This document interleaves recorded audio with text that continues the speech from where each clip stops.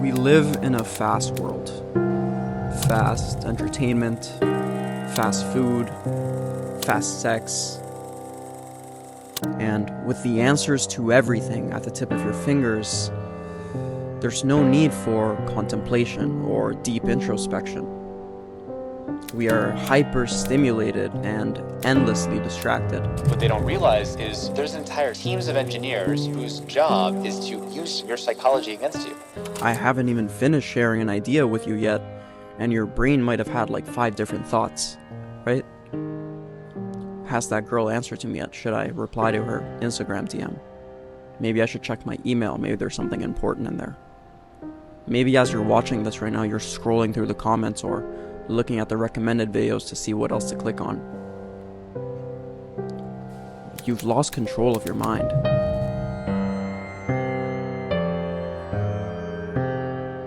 I know that sounds harsh, but I want you to be open-minded for a second, right? Because I know your ego is probably coming up with all sorts of thoughts to deny or invalidate what I've just said. After all, who the fuck is this guy on the internet, right? That's fair.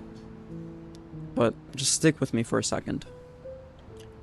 When was the last time you were talking to someone you were deeply attracted to and you were completely present in that moment?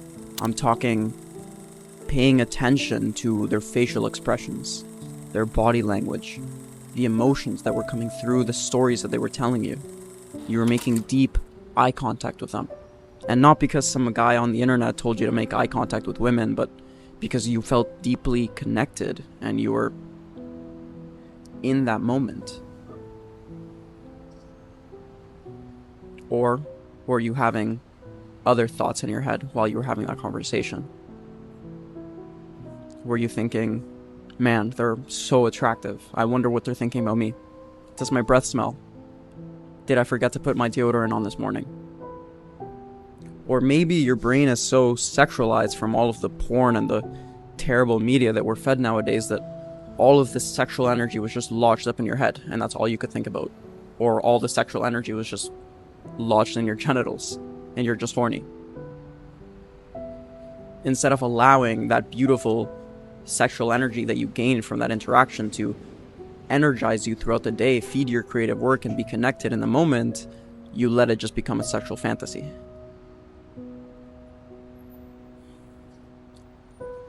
When was the last time you took a walk in nature without getting lost in your tasks and duties and whatever anxieties you had of that week or that day, and you were just fully present in the moment, admiring all of the beauty in nature in your life, all of the abundance, paying attention to people's smiles when you were walking in the street, the way the leaves fell from the trees, the ocean? When was the last time you had a meal and you truly savored every single bite? You were present. When was the last time you entered a deep flow state where you were so engaged in a creative task or a project that time flew by and you had 0 thoughts in your head other than those related to the task? Have you ever experienced that at all?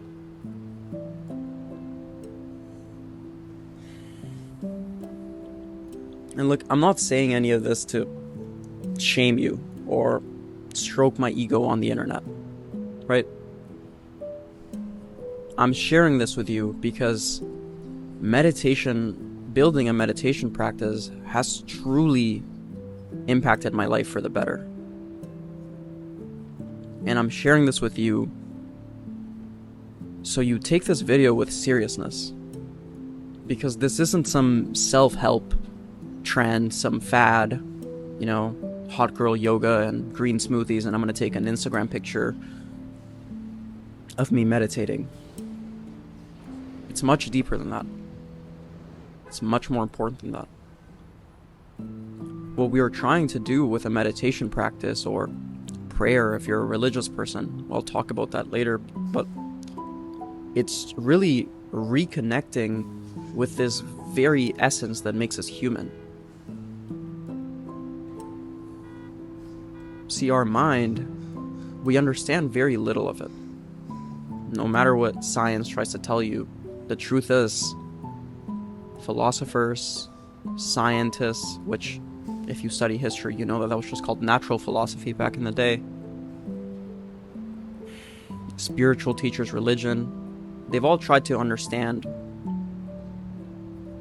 this very nature of what we are, right? And we have no clear answer, which is fine. The point that I'm trying to make is that consciousness, that awareness that brings about our thoughts, our mind, our soul, it is extremely powerful. It is our instrument that dictates our lives. And if you're not making an active effort to control it and use it, then there are forces outside of you that will control it and will use it. And they don't have your best interest at heart. And I'm not talking about some conspiracy theory matrix type of thing. Think about this practically. There are commercial forces, political forces, other individual forces, right? There's people like your family, the media, your boss, your school. If you're not making an active effort to reprogram your mind and shape it in a way that serves you, then there are forces outside of you that will. And it's going to be very difficult to lead a beautiful life that is abundant and fulfilling, filled with loving relationships, meaningful work, etc. So in this video, I wanted to share with you 3 of the biggest takeaways that I've learned from developing a daily meditation practice. I started meditating about November of last year, and right about February it became a daily practice where I'll do 30 minutes to sometimes even an hour of meditation every day.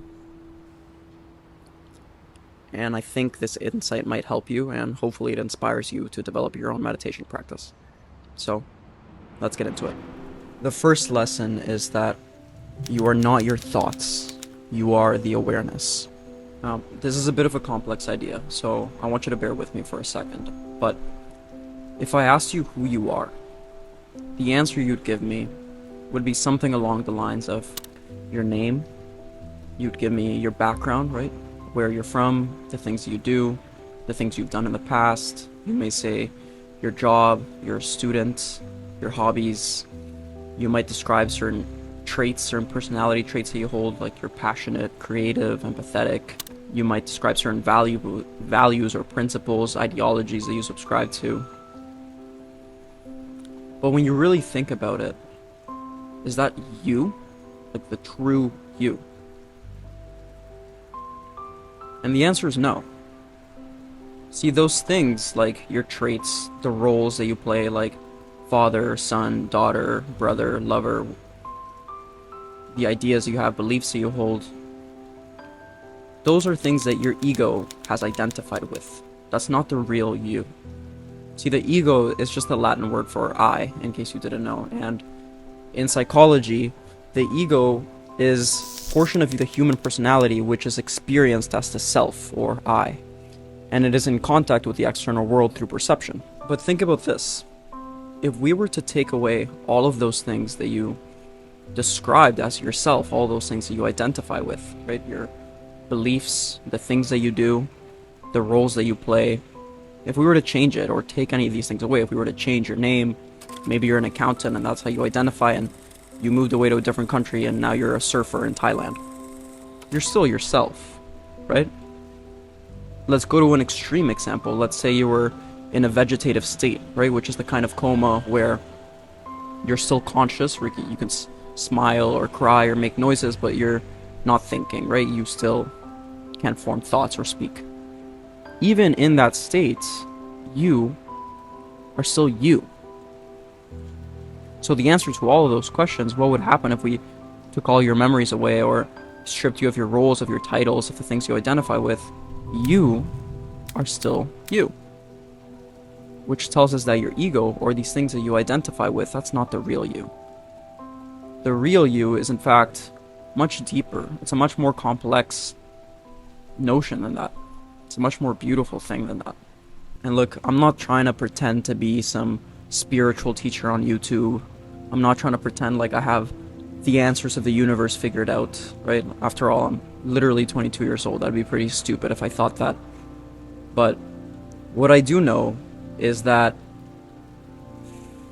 whether you're a Muslim, a Christian, a Jew, whether you believe in some sort of creative energy that connects all of us, a divine mind, an infinite intelligence, whatever you want to call it, if you believe that we live in a world that is not merely material, but it is spiritual, if you believe that we are all connected somehow, that I am a part of you as much as you are a part of me, and therefore our highest calling is to serve and love one another. If you believe in a creator, in a source that we are a part of, but as much as we are a part of it, it is a part of us. It is inside every single one of us, right? The Bible said God made man in his image. And this is an idea that ripples through various different religions and various different spiritual teachings. But if you understand that, and you believe that we are spirits, that we are soul, then you are not your thoughts. You are not the things that your ego clings to. You are the awareness. You are consciousness itself. See, what I'm trying to do is liberate you from your own ego. Because once you can free yourself from the beliefs that you hold, the roles that you play, the stories that you tell yourself, the incessant stream of thoughts that is in your mind, if you can free yourself of that and recognize that that's not you, that's your ego, and you are actually the awareness, consciousness itself, the more you can create distance between those two things, you regain control of your mind, and then you are in a beautiful place to start creating.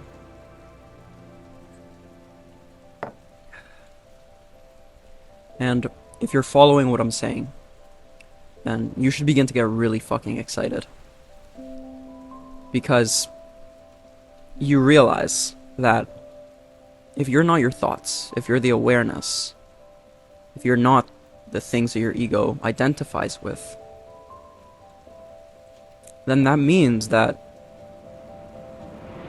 you can control your thoughts. You can control your identity. You can control your beliefs. Right? We're not ignoring psychology here. Right? Psychology tells us that 95% of our behavior is unconscious. It's ruled by our heuristics, our axioms, our beliefs, our identity, our paradigm, right? 95% of our behavior is unconscious. But when you realize that you are not this constant stream of thoughts that's in your head, you are more than that. You become aware of that and you can create that distance between the two. Then you can start implanting thoughts, ideas, and beliefs that serve you and removing those that don't. That's a very powerful thing to be able to do. And that brings me to my next point. When destructive thoughts arise, you can choose to negate them or to release them. All that meditation is bringing your awareness to the present moment. Okay? And whether that be by focusing on your breath, by focusing on a specific mantra, a visualization, it could be in prayer, or you're expressing gratitude. But the practice comes from bringing your awareness back into the present moment whenever you notice your mind wandering, right? So let's say that I'm meditating right now and I'm trying to bring my attention to the present moment and I'm focusing on my breath.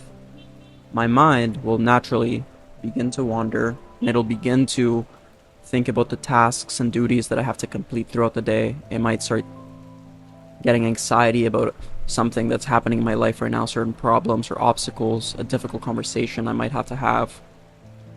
So all the meditation is recognizing when your thought begins to wander and without judging yourself, simply bringing your awareness back into the present, into the moment. And like any practice, the more you do it, the better you become at doing that. And that it doesn't just translate to the 20 minutes, 30 minutes, hour that you're meditating. That translates everywhere in your life. So obviously what this means is that meditation also has massive benefits for your work and your cognitive performance. But that's not really what the focus of this video is, although I have noticed that, and it is very much true. But what is cool is that skill of bringing your awareness away from the wandering mind, regaining control of your thoughts, means that throughout your day and everyday life, whenever a negative emotion, a negative thought, a destructive thought arises, right? Sadness, fear, anxiety, anger, guilt, shame, an extreme desire, jealousy, envy, all of these negative emotions that we tend to experience, you can almost catch the thought. And it is so freaking cool. Like, the thought will pop up in your mind, and you have the ability to recognize it, not identify with it. And if you don't like the thought, and it's not grounded in valid circumstances, you can choose to let it go. And this is a powerful skill to have, right? There's a quote from one of the founding fathers of Stoic philosophy, Seneca. He said, "We suffer more in imagination than in reality." It's a true statement. It's as true of a statement as it's going to be. Right? So, Stoicism, and what I'm sharing with you here, is not about suppressing your emotions or invalidating the way that you feel, right? Sometimes things may happen that it's valid that you may feel a certain emotion, right? If someone in your life passes away, hopefully not, you're going to feel grief, and processing those emotions is important. But you can also choose to not identify with them. You can choose to be aware of them, process them, and then when the time is right, release them, let them go. But then throughout your day, when you have anxiety or a sad thought or you're overthinking, you can do the same thing, but more often than not, those emotions are not valid. They're not grounded in anything that is worth you keeping your energy in this negative state of mind. So you can choose to catch it and let it go. And this brings me to my last point and my last lesson from developing a daily meditation practice. Creating time for yourself makes you more present with others. This one will hit home for a lot of you who are introverts like me. But first of all, let's just clarify a common conception surrounding introversion. Because introversion does not mean you're a shy person. It does not mean you're unsociable. The only thing introversion means, and the best definition that I've found, is that you gain energy in solitude as compared to around other people. And for me, the answer to that is solitude, definitely, right? Like, I love my space. I love time to introspect, to reflect, to journal, to meditate. And if you're anything like me, you know that after a long day of social interactions, maybe it's at work, at school, at a social event, even at a date, at a party, it can become very draining. It can be very draining. And it doesn't necessarily mean that you're not having fun. It doesn't mean that you don't want to be there or that you don't like the people that are around you. It's just your mind has a tendency to want to be in its own head, to introspect, to reflect, to be in solitude. That's where you gain your energy from. So, first of all, when this happens, it's important not to judge yourself, because understand that that is your nature and that it is okay. But at the same time, if you are in those sort of social scenarios, say a party or a social interaction, work, school, and you're not fully present, if you're stuck in your internal monologue, if you're stuck in your own thoughts and you're not fully engaging with the people around you, you're missing out on a tremendous opportunity to connect, to make deep relationships with other people, which is ultimately one of the most fulfilling things that we can do in human life, right? And if you're not able to be present in those moments, you're robbing yourself of one of the most beautiful parts of the human experience, which is connecting. So what I've found is that by carving time in my schedule for myself, right? Meditation. For you, it might be prayer or journaling or some sort of mindfulness practice that is daily. That is what we're really talking about here. But by carving that time for yourself and making it a priority in your day, you are able to then navigate the day with a sense of presence. You're able to engage in conversations more mindfully, be more present. And I'm telling you, this is going to completely change your life, right? Most people, and this is very sad, but most people are not present at all, and you can tell.